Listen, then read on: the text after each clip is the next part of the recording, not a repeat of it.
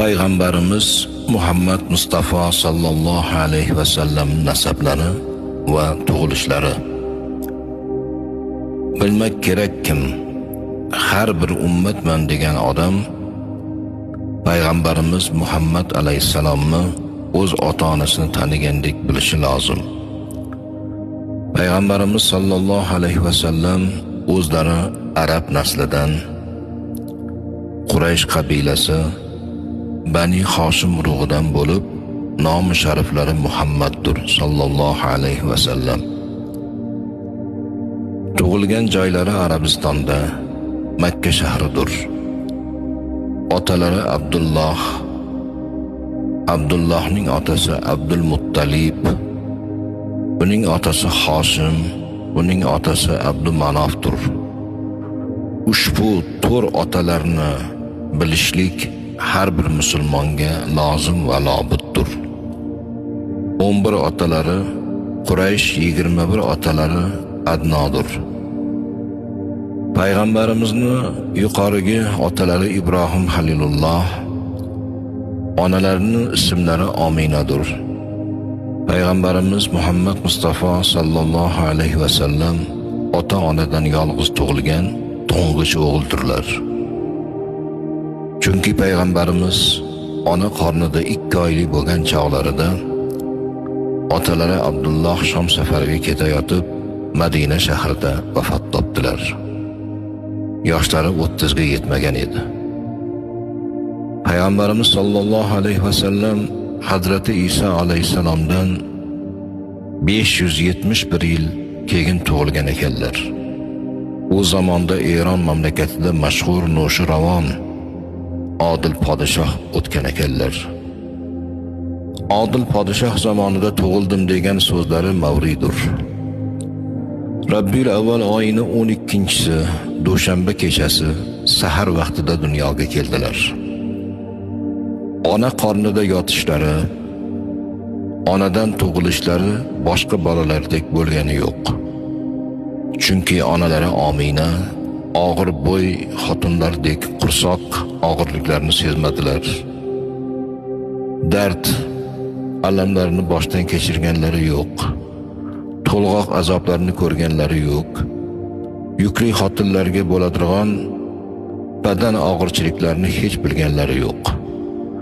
Ona qornida 6 oylik bo'lganlarida Xudoning do'sti, oxir zamon payg'ambariga yuklik bo'lding deb Ominaga tushlarda bashorat bo'ldi.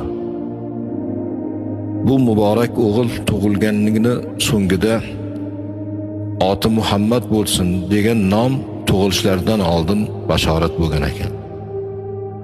Tug'ilish oy kunlari tamom bo'lganida Allohning qudrati bilan Hazrati Maryam, Fir'avnning xotini, Hazrati Osiyo va boshqa bir necha hur qizlar bilan doyalikka hozir bo'ldilar. Bola tuqqan xotinlardek odatdagi to'lg'oq tortish, qursoq og'irligi, qon kelishiga o'xshash narsalarni hech biri Omina onamizda bo'lgani yo'q. Payg'ambarimiz Muhammad Mustafa sallallohu alayhi va sallam tug'ilganlarida poklik, tozalik bilan vujudga keldilar. Shundoqki sunnat qilingan edilar, kindiklari kesilgan, badanlari yog'langan, xush islik narsalar surtilgan holatda tug'ildilar. Payg'ambarimiz sallallohu alayhi va sallam dunyoga kelgan kechasida u zotning sharaf va hurmatlari uchun Xudoy taolo ko'p mo'jizalar ko'rsatdi. U zamonda olam hammasi kofiriston edi. O'tgan payg'ambarlarni ko'rsatgan haq dinlaridan odamlar adashgan edilar. Arab mushriklari tarafidan Baytullohga 360 dona but osilgan edi. Arablarning har bir urug'i o'zlariga atab Baytullohga bir donadan but osib qo'yishni odat qilgan edilar. Mana shu butlar payg'ambarimiz tug'ilgan kechada hammalari yuz tuban yiqilib yerga tushdi. Ertalab kelgan kofirlar bu holni ko'rib hayron bo'ldilar va ham ona qornida yerga tushgan chog'larida bir nur paydo bo'ldiki, uni yorug'idan Shom viloyatidagi Busro degan shaharning saroylari ko'rindi. Makka shahri bilan buni oralig'i 50 kunlik yo'l edi. Hozirgi Eron xalqi u zamonlarda hammalari otashparast kofir edilar. Tutgan dinlari esa majusiylar dini, o'tparastlik edi. Bularni otashgada, ya'ni ibodatxonalarda ming yillab uzun zamonlardan beri o'chmay yonib turgan hisobsiz o'tlar Payg'ambarimiz Muhammad Mustafa sallallohu alayhi va sallam ona qornidan tushgan chog'lari o'chib qoldi. Mana shunga o'xshash u kechada bir necha turli xil mo'jizalar paydo bo'ldi-kim, agar ularni hammasi bu o'rinda yozilsa, o'z oldiga bir kitob bo'ladi.